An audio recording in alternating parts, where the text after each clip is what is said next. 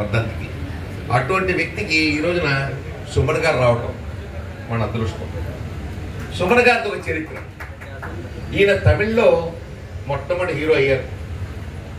సుమారుగా ఇప్పటికీ 900 సినిమాలు యాక్ట్ చేశారండి. 900 సినిమాలు తమిళం, మలయాళం సుమారుగా 11 భాషల్లో యాక్ట్ చేసినటువంటి ఏకైక హీరో సుమన్ గారు మన ఎదుర్కొంటారు ఉన్నారు.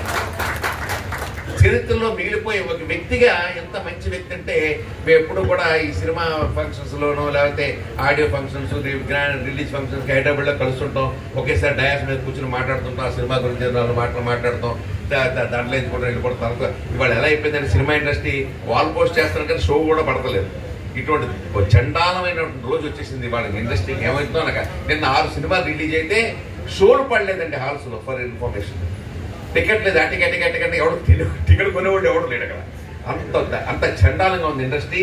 అయినా కూడా ఈయన యొక్క మనస్తత్వం, ఈయన యొక్క మాటలు వింటుంటే ఏమంటే నిర్మాతలకు ఎక్కువ నష్టపెట్టేస్తున్నారండి కృష్ణ గారు. ఇందాక మాట్లాడుతుంటే నాకు చాలా ఆశ్చర్యం వేసింది. అలాంటి వ్యక్తి ఎలా ఉంటారండి ఆయన. అప్పట్లో కృష్ణ గారిని చూశాను అంత మంచిగా. మళ్ళీ ఇప్పుడు సుమన్ గారిని నేను చూస్తున్నాను. ఇందాక అంటున్నారు నేను నిన్న షూటింగ్కి వెళ్ళాను. కృష్ణ ఎక్కడికి వెళ్ళారండి? షూటింగ్ ఏదో షూటింగ్కి వెళ్ళానండి. చిన్న సినిమా అండి. 3 కెమెరాలు పెట్టేశారండి. పెద్ద కెమెరాలు. చిన్న హీరో కూడా లేడండి ఆ సినిమాకి. ఎందుకంటే ఇంత ఖర్చు పెడతారని చెప్తే ఎవరు ఇప్పించుకుని ఉండేనండి. పాపం నా డబ్బులా బాధపడుతున్నాడు ఆయన.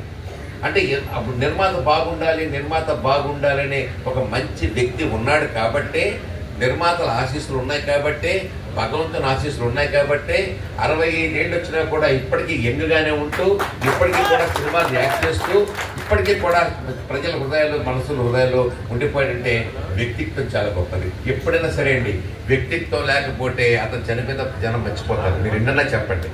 ఇవాళ కృష్ణ గారి వ్యక్తిత్వాన్ని బట్టే మనం ఈ రోజున గౌరవించుకుంటున్నాం. ఆయన కన్నా వ్యక్తిత్వం కనుక లేకపోయి ఉంటే మనల్ని గౌరవించుకోవడం కాదు. కాబట్టి వ్యక్తిత్వానికి ప్రథమ ప్రాధాన్యత ఇస్తున్నటువంటి ఆ తరం నటుల్లో మన సుమన్ గారు కూడా ఒకరు. అటువంటి వ్యక్తిని ఈ రోజు కృష్ణ గారి యొక్క ఈ వర్ధంతి రోజున ఇక్కడ రావడం, ఆయనకి మనం గౌరవించుకునే అదృష్టం దక్కడం చాలా అదృష్టం, చాలా గొప్ప విషయం. మరొక విషయం చెప్పాలి ఇక్కడ, మనం ఎప్పుడైనా సరే అభిమానం, ఇందాక మన బాలకృష్ణ గారు చెప్పినట్టుగా అభిమానాన్ని అభిమానంగానే ఉంచుకోండి. మాకు థియేటర్ ఉంది, ఆయనకి థియేటర్ ఉంది. ఏం చూసామండి నాకు అర్థం కాదు. సినిమా బాగోదు, మేము ఏం చేస్తామండి?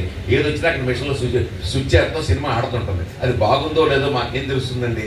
అది పట్టుకుని సీట్లు దింపేస్తారు. ఏం చేస్తామండి? మేము ఏం చేయగలం చెప్పండి? మేము చొక్కాలు చెప్పి ఇది కూడా కూర్చోండి అక్కడ. ఇది కరెక్ట్ కాదు. కాబట్టి దయచేసి ఆ రకంగా చేయండి. ఇప్పుడైతే సినిమా ఇండస్ట్రీ అయితే ఏం బాగోలేదండి. ఫర్ ఇన్ఫర్మేషన్, ఎన్ని సినిమాలు వస్తున్నాయో, ఎన్ని స్క్రీన్ అవుతాయి అనేది అర్థం చేసుకోవాల్సిన పరిస్థితి వచ్చింది. ఏదేమైనప్పుడు కూడా ఇది ఒక ప్రవాహం. ఇందాక అంటున్నారు సుమన్ గారు, ఎంతమంది వస్తున్నారు, ఎంతమంది వెళ్ళిపోతున్నారు, ఎంతమంది ప్రొడ్యూసర్లు వస్తున్నారు, ఎలాగెళ్తున్నారంటే ఇదంతా రియల్ ఎస్టేట్ ప్రభావం. 1 ఎకరం 10 లక్షలు ఉండేది 1 లక్ష 10 కోట్లు 5 కోట్లు అయ్యేటప్పటికల్లా 1 ఎకరం అమ్మేద్దాం, సినిమా తీసేద్దాం. ఇక ఆడ ప్రొడ్యూసర్ అంటాడు, ఆడికి మళ్ళీ ఆ బిల్డప్. మీకు హైదరాబాద్ అయితే మీకు తెలియదులేండి, మాకు తెలుసు ఆ విషయాలండి. నేను అంతా చూస్తూ ఉంటాం రోజును. కాబట్టి ఈ రకమైనటువంటి ప్రపంచంలో మనం ఉన్నాం. ఏదైనా కూడా నేను మళ్ళీ చెప్తున్నానండి, వ్యక్తిత్వాన్ని పెంచుకోండి, మంచితనాన్ని పెంచుకోండి, ఒక ఆదర్శం తీసుకోండి.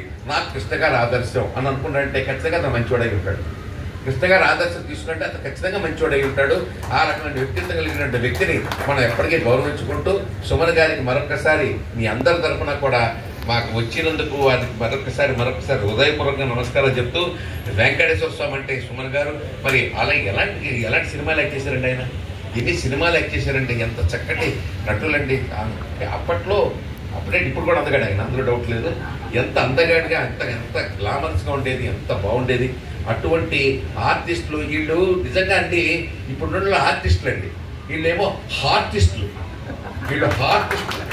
మన గుండె లోతుల్లో గడిపోయినటువంటి ఆర్టిస్టులు. ఇటువంటి వాళ్ళు మనకు రావాలి. ఇక ముందు ఆర్టిస్టులు రాని కొత్త ఆర్టిస్టులే వస్తారండి. ఇక ముందు మాత్రం ఉండదండి. ఖచ్చితంగా మరొకసారి అందరికీ ధన్యవాదాలు చెప్తే నమస్కారం.